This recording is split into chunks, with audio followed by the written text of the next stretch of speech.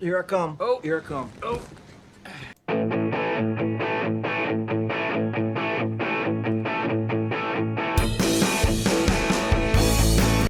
Hey everybody, welcome back to the channel. So I guess there's this bill that is stuck in old Chucky Schumer's office, stuck deep down in the basement, because he doesn't want anybody to read it.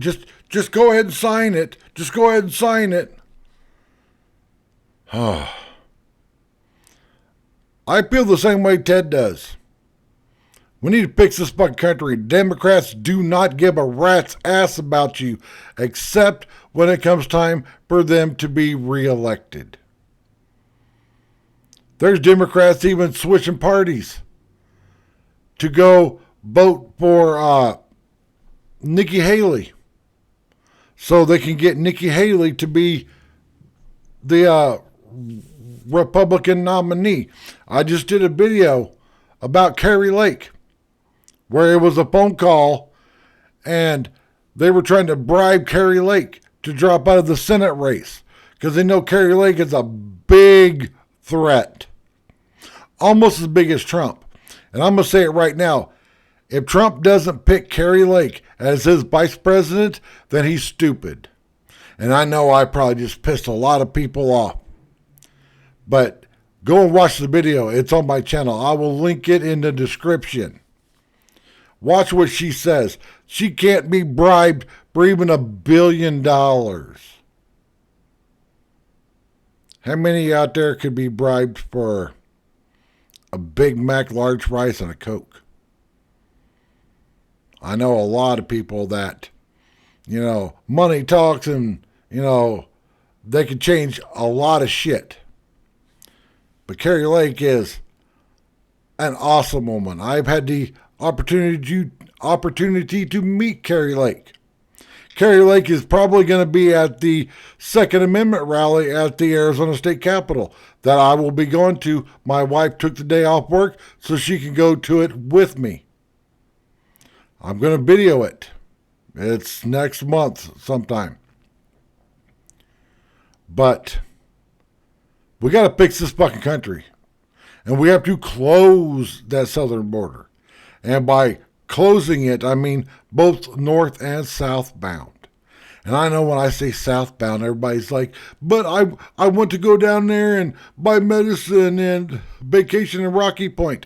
Fuck that. Buy your medicine here. Yeah, I know your medicine is expensive. Trust me, my medicine damn near bankrupts us every fucking month. But my wife works her fucking ass off so I can stay alive. So, let's get this started. I've ranted enough. The Biden border crisis is an absolute humanitarian disaster. And Democrats don't care. Last year, 853 migrants died crossing illegally into this country. Alejandro Mayorkas didn't even know how many had died because he didn't care. When I brought 19 senators down to the border, we saw a man who had drowned floating in the Rio Grande. Democrats don't care. Last year, thousands upon thousands of children were brutalized and sexually assaulted by human traffickers, and Democrats don't care. Last year, thousands of women were sexually assaulted by human traffickers, and Democrats do not give a damn. Last year, more than 100,000 Americans died of drug overdoses from Chinese fentanyl flooding. All right, 100,000 people died. How many of y'all watching this video live in towns with less than 100,000 residents? I bet a lot of you do. Imagine everybody in your town gone over a stupid drug. Across the southern border, and Democrats do not give a damn. Now, you may say, oh, come on, that's harsh. They care. They care. Somewhere in their hearts, they care about all the people suffering and dying. Baloney. Because if they cared, they would stop it. If you cared about the children being raped at the border, you would say no more. When Joe Biden came in, we had the lowest rate of illegal immigration in 45 years. He inherited success, and he deliberately broke it. Democrats want these open borders. Yep. And this bill, this mysterious bill that is buried down in the basement of Chuck Schumer's office. All of you have a living as reporters. Ask yourself, why have you not read the text of the bill? There's a reason. As bad as we think the bill is, I promise you it's worse. The people pushing this deal know if the American people knew what was in it, they would be against it. Yep. Well, at least the American people that have a brain, that don't just bury their head in the sand, sit in live streams around a campfire singing kumbaya. Yeah, I see you guys. You do realize that I could pop in and out of live streams? Not saying a word. And as soon as I pop in there and say, hey everyone, the viewership drops. I have come on panel and seen people be like, well, I got to go, bye. Because they know that I don't talk bullshit, I talk facts. And facts hurt your feelings. And yes, we've been talking about news and politics for a long time. Since Trump made that escalator ride. This is all I do. The first two things I set up in my new apartment was the bed so me and my wife have a place to sleep, and my computer. I didn't even set this one up. I set that one up first. Yes, I have two computer setups because I wanted to wait to mount this the way that I want, but my wife was like, that one can't do everything that your big one can do. You got to get it set up. I've got a very focus-driven wife that would probably be sitting here right next to me if it wasn't for her having to work all the damn time.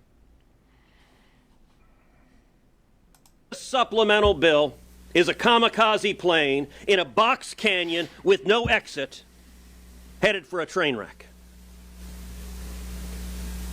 If you look at this bill, the bill is not designed to fix this problem. By the way, the single greatest national security threat to America, this right here. I think the odds of a major terrorist attack in the United States are higher today than they've been any time since September 11th. You know what? In that spike, how many Hamas terrorists are there? How many Hezbollah terrorists are there? Yep. And what are we going to say when they carry out an attack here like October 7th in Israel? This bill is... And I know I've heard a lot of people say, well, you know, they won't attack here because, you know, Second Amendment, you know, all this bullshit. I see it and hear it all the time. But when shit hits the fan, are you going to leave your family to go fight for this country? Or are you just going to lock your door because you've been prepping for years for this and just protect your family and your home? Fuck your neighbors, fuck everybody else. Yeah, ask yourself that. Because I bet most of you watching aren't going to grab your pew-pew and go fight. I know I'm going to go fight. Because I'd rather die on my feet than die on my seat. And I am a 110% disabled patriot. I've got a very bad heart. But if I took my last breath defending this country, I would die happy. Not designed to fix the problem. This bill normalizes 5,000 people a day coming in. 5,000 people a day is over 1.8 million a year. That's called an invasion. By the way, under Joe Biden, we've had 9.6 million. 9.6 million. Now, how many states have less population than that? Imagine a whole state. There isn't 9.6 million people that live in the whole Phoenix Valley. And Phoenix is the 5th largest metro area in the U.S. Probably within the next 20 years will be the biggest because they're still building day after day after day. So the great Republican compromise is we're for 2/3 of Joe Biden's open borders. We'll let in 6 million instead of 9 million. Yeah. And you wonder why I badmouth Republicans. Why I badmouth Mike Johnson. Because Mike Johnson is just as bad as Kevin McCarthy was. But, oh, you guys were all for Kevin McCarthy. I remember it. There's probably a video out there somewhere of a live stream that me and Angry Conservative did covering it. We even argued about it. And I said the same thing when Mike Johnson got in. He's just another rhino. That's all they are. Either you are MAGA 100% or you're rhino. That's it. Period. This makes utterly no sense. And there's a reason. Republican leadership is like Charlie Brown with Lucy and the football. Yep. And over again, they run for the football, and over again, Lucy Schumer pulls it away. And Republican leadership lands on their ass. They entered this negotiation saying, we will only do what Chuck Schumer will agree to. He doesn't want to fix this. He wants it to continue. So negotiating with Chuck Schumer on securing the border is like putting Hannibal Lecter in charge of a Go Vegan ad campaign. He might dine on your liver with a healthy side of fava beans, but it's not going to remotely do what the suggested objective is. Final point. Not only is this bill utterly ineffective in fixing the problem, but it's designed to fail. The chances of this bill passing the House of Representatives, I can quantify it mathematically. The chances of this bill passing the House are 0.000%. All right. Now, because I have this saved in a video, when this bill does pass, I'm going to call out Ted Cruz and the Republicans like I always do. And I'm going to say, Ted, I thought you said there wasn't a chance in hell of this bill passing. Wait and see. Wait and see, everyone. It ain't going to pass. At lunch, we had a vigorous discussion at lunch yesterday. I asked leadership, why on earth would you be teeing up a vote with every Democrat and 10 or 12 Republicans that has no chance of passing the House? It's not going to become law, and I get it. Leadership really wants Ukraine funding. But that doesn't happen unless you get a bill that can pass the House.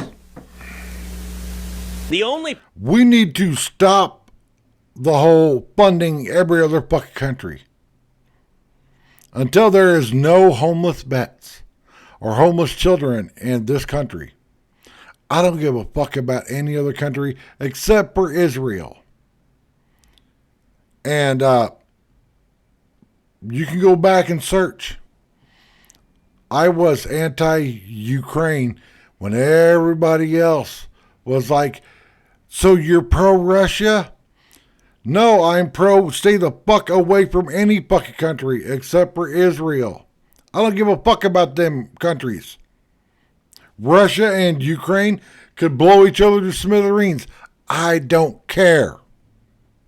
The purpose of taking this up is giving Democrats political cover to say, gosh, we would have secured the border, but those pesky House Republicans didn't let us. It's a good talking point.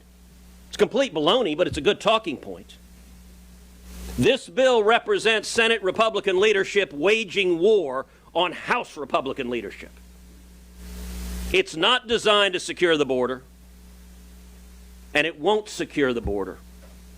And that's why leadership wants it kept in secret. They don't want anyone to see the text of it. Republicans in the Senate ought to have the sense and sanity to say, secure the border, or else we're not going to go along with providing fig leaves to cover up the deliberate failure of Joe Biden and the Democrats. They have caused this crisis.